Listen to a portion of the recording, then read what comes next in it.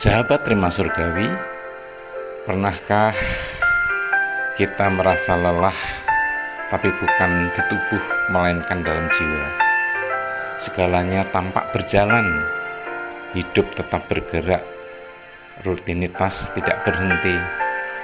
Namun di dalam ada kekosongan, ada yang kering, ada rasa haus yang tidak bisa dijelaskan.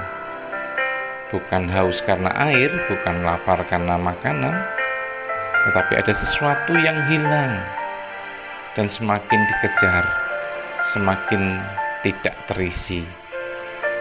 Tema kita hari ini, dahaga jiwa. Sebuah kondisi ketika manusia mencoba mengisi hidupnya dengan segala hal, namun tetap merasa kosong. Dan firman Tuhan hari ini mengajak masuk lebih dalam, masuk ke ruang terdalam, tempat di mana hanya Tuhan yang bisa menjamah. Mari kita berdoa. Tuhan, di tengah kesibukan hidup, di tengah suara dunia yang begitu keras, hari ini biarlah suaramu lebih kuat.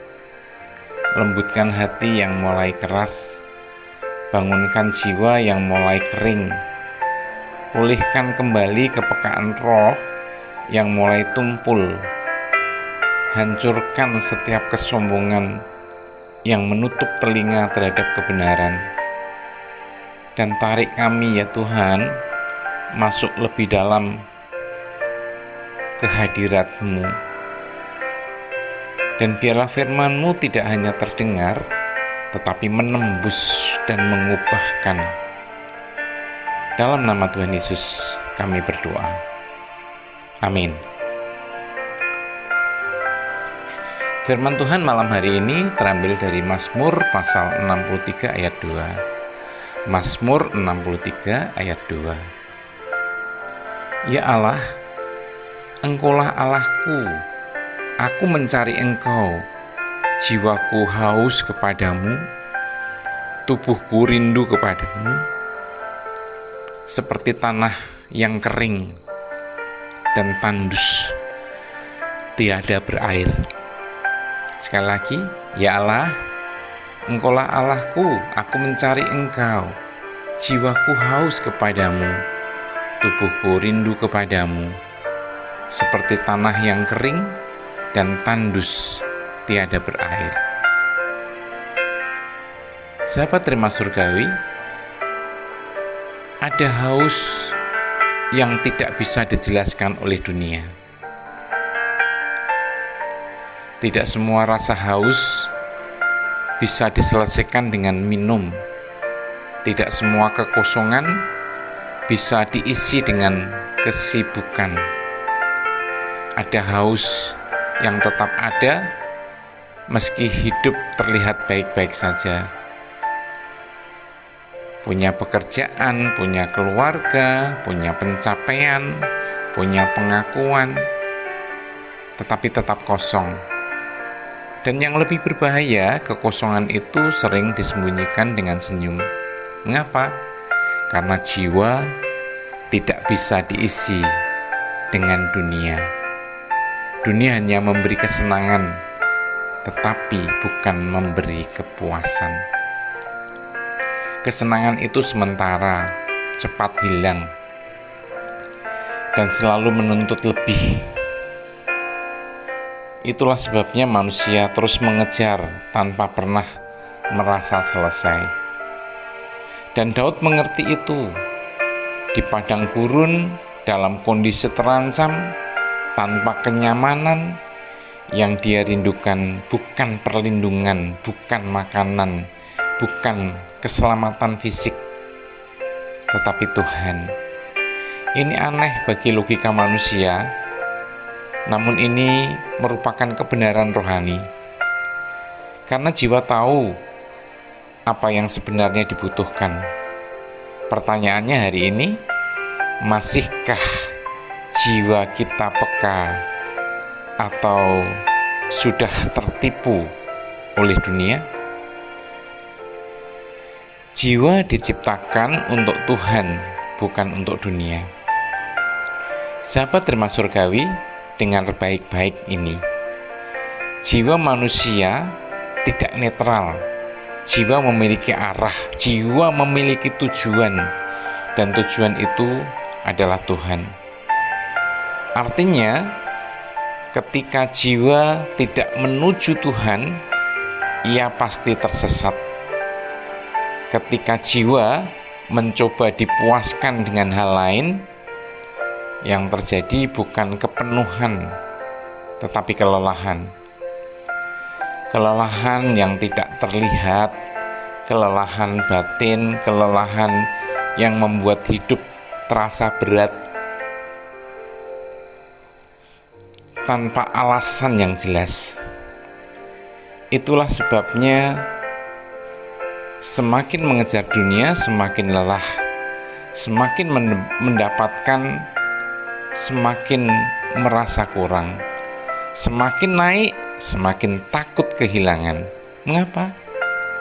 Karena jiwa sedang ditempatkan di tempat yang salah, seperti tanah kering yang tidak bisa hidup tanpa air.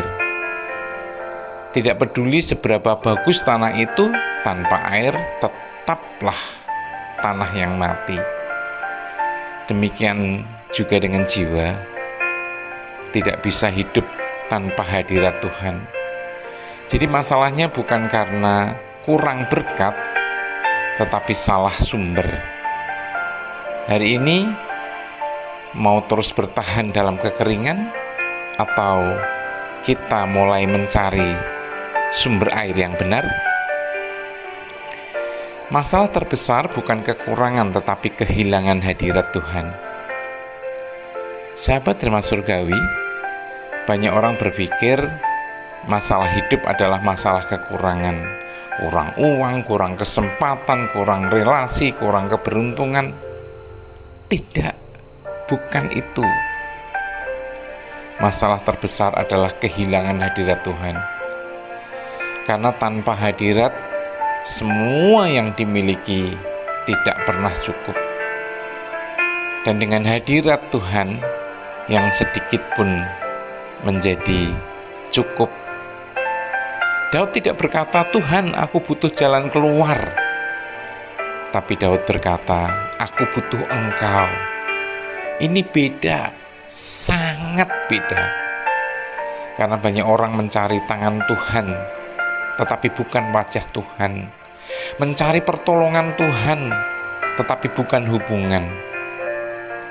Karena ketika Tuhan hadir, segalanya berubah. Situasi mungkin belum berubah, tetapi hati sudah dikuatkan. Air mata mungkin masih ada, tetapi jiwa tidak lagi kosong. Dan ini adalah keputusan. Mau terus fokus pada masalah, atau mulai mencari hadiratnya. Kepuasan sejati tidak tergantung pada situasi. Sahabat Rema Surgawi, perhatikan Daud. Dia tidak menunggu keadaan membaik untuk merasakan Tuhan. Dia tidak berkata, "Kalau nanti aman, baru aku menyembah Tuhan." Tidak. Dia mengalami Tuhan di tengah kekeringan. Ini kuncinya. Banyak orang menunda Tuhan, menunda doa, menunda ibadah, menunda kedekatan dengan alasan nanti kalau hidup sudah tenang. Tidak akan pernah terjadi, saudara-saudara. Karena dunia tidak pernah benar-benar tenang. Kalau menunggu keadaan ideal, sampai kapanpun tidak akan pernah mulai. Karena damai bukan hasil dari situasi. Damai itu hasil dari hadirat Tuhan.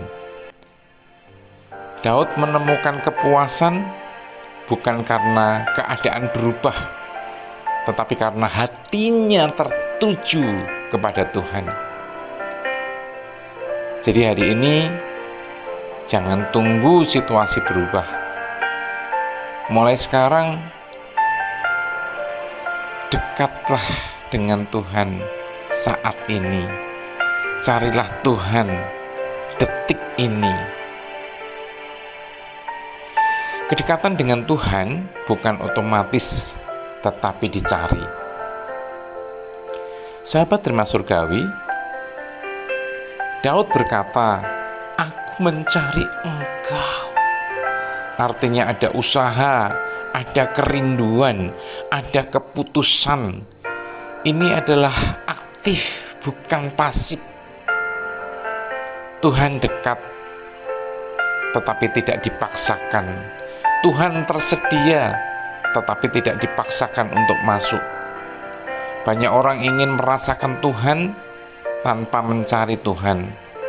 Ingin damai tanpa berdoa, ingin kuat tanpa firman, ingin dipulihkan tanpa datang kepada Tuhan. Itu tidak mungkin. Kedekatan dengan Tuhan selalu dimulai dari keputusan. Keputusan untuk berhenti sibuk sejenak, keputusan untuk membuka firman, keputusan untuk berdoa walaupun tidak merasakan apa-apa. Dan justru di situ Tuhan mulai bekerja. Pertanyaan sederhananya adalah, sudahkah kita benar-benar mencari atau hanya berharap? Ketika jiwa menemukan Tuhan, semuanya berubah. Sahabat Rema Surgawi, Daud berkata di ayat berikutnya, "Jiwaku menjadi kenyang." Perhatikan kata ini, kenyang. Bukan sekedar cukup, tetapi penuh.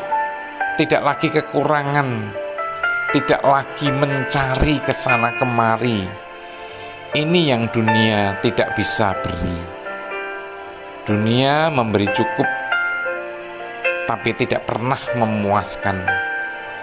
Selalu ada lagi, selalu ada kurang, selalu ada tidak cukup. Namun Tuhan berbeda. Tuhan memberi kepenuhan. Dan ketika jiwa kenyang, hati mulai memuji, mulut mulai bersyukur, hidup mulai berubah arah dan mengejar dunia, menjadi mengejar Tuhan.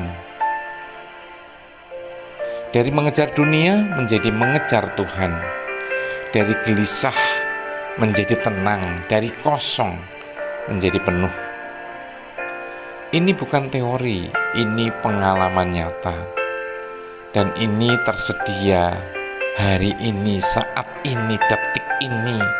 Bukan besok, bukan nanti, tetapi hari ini. Pertanyaannya adalah, mau tetap haus atau mulai datang kepada sumber air hidup? Sahabat Rema Surgawi, ada seorang pria, seorang hakim agung, seorang tokoh besar di negerinya. Namanya Jose Abad Santos.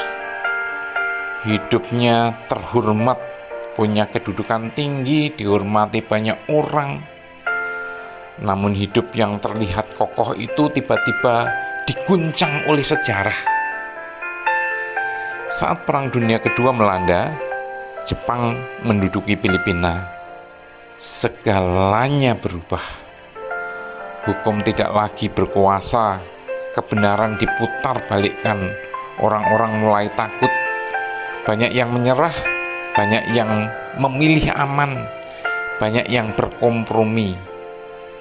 Karena tekanan terlalu besar, karena ancaman terlalu nyata. Lalu tibalah giliran dia. Ia ditangkap, dibawa, diinterogasi, dihadapkan pada pilihan yang kejam. Bekerja sama dengan kami dan hidup, atau tetap setia dan mati. Tidak ada pilihan ketiga. Sahabat Rema Surgawi, bayangkan itu, hidup atau prinsip, selamat atau setia. Dan di titik itu jiwa seseorang benar-benar bukan soal jabatan lagi, bukan soal nama besar lagi. Ini soal siapa yang benar-benar menjadi Tuhan dalam hidupnya. Dan Jose Abad Santos memilih dengan tenang, tidak teriak, tidak drama. Dia memilih setia. Hari eksekusi pun tiba. Langit seakan diam, tidak ada mujizat turun dari langit. Tidak ada malaikat datang untuk menyelamatkannya. Semuanya terasa sunyi, tegang, berat. Anaknya berdiri di dekatnya, menyaksikan ayahnya akan diambil dari hidupnya. Di titik itu banyak orang akan hancur, banyak orang akan marah kepada Tuhan, banyak orang akan bertanya, mengapa, dan mengapa. Namun tidak dengan dia. Di saat-saat terakhir hidupnya, dia menoleh kepada anaknya, dan dengan suara yang tenang, bukan suara yang kalah, tetapi suara orang yang sudah selesai dengan dirinya. Dia berkata, jangan menangis, ini adalah kehendak Tuhan, terimalah dengan berani. Sahabat Rema Surgawi, itu bukan keberanian manusia biasa. Itu adalah jiwa yang sudah kenyang oleh Tuhan. Itu adalah hati yang tidak lagi bergantung pada dunia. Dan di titik itu peluru kemudian bisa menghentikan tubuhnya, tetapi tidak bisa menyentuh damainya. Dia kehilangan nyawa benar, tetapi dia tidak kehilangan hadirat. Dia kehilangan dunia, tetapi tidak kehilangan Tuhannya. Dan disitulah klimaksnya. Di saat segala sesuatu diambil, yang tersisa hanyalah satu. Dan ternyata yang satu itu cukup, lebih dari cukup. Seperti Daud di padang gurun yang tidak punya air, tidak punya perlindungan, namun ia berkata, jiwaku haus kepadamu. Jose Abad Santos membuktikan bahwa ketika jiwa sudah menemukan Tuhan, bahkan kematian tidak bisa mengosongkannya lagi. Karena kepuasan sejati tidak pernah bergantung pada apa yang dimiliki, tetapi pada siapa yang tinggal di dalam hati. Sahabat Rema Surgawi, Mazmur 63 ayat 2, kata haus dalam bahasa Ibrani disebut sama. Artinya bukan sekedar haus biasa, tetapi haus yang dalam, haus yang mendesak, haus yang membuat tidak bisa diam. Ini bukan keinginan ringan, ini kebutuhan yang mendesak. Dan kata kering dan tandus menggambarkan kondisi ekstrim. Tidak ada sumber hidup, tidak ada pengharapan alami, namun justru di tempat seperti itu Daud menemukan Tuhan. Artinya Tuhan tidak menunggu keadaan ideal. Tuhan hadir di tengah kekeringan. Dan seringkali justru di saat jiwa paling kosong, disitulah Tuhan nyata adanya. Sahabat Rema Surgawi, hari ini bukan tentang seberapa kuat kita bertahan, tetapi tentang kepada siapa kita bersandar. Karena seringkali masalah bukan tidak bisa diatasi, tapi dibawa sendirian. Dan disinilah kabar baik itu. Tuhan tidak meminta kekuatan, Tuhan menawarkan dirinya. Tuhan sanggup mengisi kekosongan yang tidak bisa dijelaskan. Hari-hari ini terasa kosong jika hidup kita terasa sangat kosong, tanpa alasan yang jelas, tanpa sebab yang pasti. Jangan pernah takut, saudara. Itu bukan tanda lemah, itu tanda jiwa sedang memanggil Tuhan. Dan Tuhan tidak menolak jiwa yang datang sekalipun dalam keadaan hancur. Datanglah apa adanya dan biarkan Dia mengisi jiwamu dan jiwaku. Tuhan sanggup menenangkan hati di tengah tekanan. Sahabat Rema Surgawi, mungkin keadaan saat ini belum berubah. Masalah masih ada, tekanan masih terasa. Namun hadirat Tuhan mampu memberi damai di tengah badai. Bukan selalu mengangkat masalah, tetapi menguatkan hati untuk melewatinya. Seperti Daud di padang gurun yang berubah bukan situasinya, tetapi hati Daud.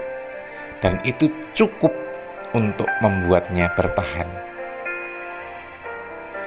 Tuhan sanggup memulihkan arah hidup yang mulai hilang.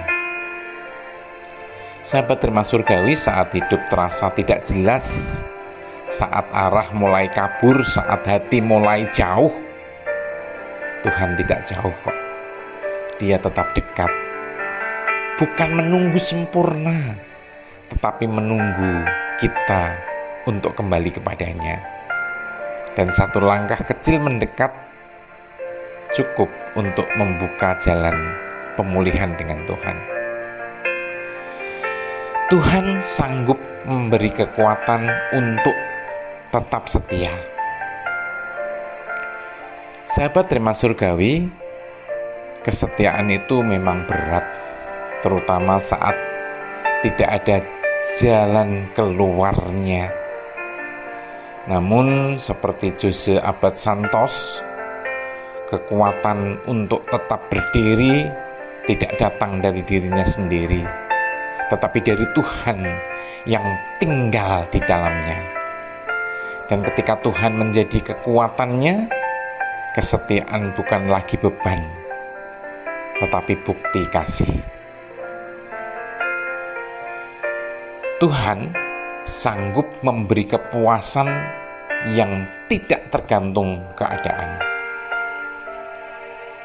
Sahabat Rema Surgawi, dunia selalu berubah, keadaan tidak pernah pasti. Namun Tuhan tidak berubah kok. Dan ketika hati menemukan Dia, ada kepenuhan yang tidak bisa diambil siapapun. Bahkan dalam kehilangan masih ada damai. Bahkan dalam air mata masih ada pengharapan. Sahabat Rema Surgawi, kita tidak harus kuat dulu baru datang kepada Tuhan. Kita tidak harus baik dulu baru mendekat Tuhan. Tetapi datang saja, karena bukan kekuatan manusia yang mengubah hidup kita, tetapi perjumpaan kita dengan Tuhan. Mari kita berdoa. Tuhan, hari ini Engkau membuka mata kami, bahkan mata hati kami ya Tuhan, bahwa selama ini ada banyak hal yang kami kejar, namun tidak pernah memuaskan hati kami ya Tuhan. Untuk itu ampuni kami jika hati ini terlalu sibuk dengan kehidupan di dunia, tetapi kosong dari hadirat-Mu. Bangkitkan kembali rasa haus kami Tuhan akan Engkau. Haus yang dalam, haus yang sejati. bahwa setiap jiwa kami ya Tuhan kembali kepadamu. Dan biarlah mulai hari ini Tuhan, mulai saat ini, mulai detik ini Tuhan, hidup kami tidak lagi mencari yang sementara, tetapi mengejar Engkau yang kekal. Dalam nama Tuhan Yesus kami berdoa. Amin. Sahabat Rema Surgawi, tidak semua yang kita inginkan benar-benar dibutuhkan, dan tidak semua yang kita kejar bisa memuaskan kehidupan kita. Tetapi ada satu hal yang ditemukan, segalanya menjadi cukup, yaitu Tuhan. Jangan tunggu sampai kering, jangan tunggu sampai hancur. Datanglah saat ini, sekarang ini, karena hanya Dia yang bisa mengisi dahaga jiwa kita. Kekosongan jiwa tidak pernah disembuhkan oleh dunia, hanya oleh hadirat Tuhan. Amin. Tuhan Yesus memberkati.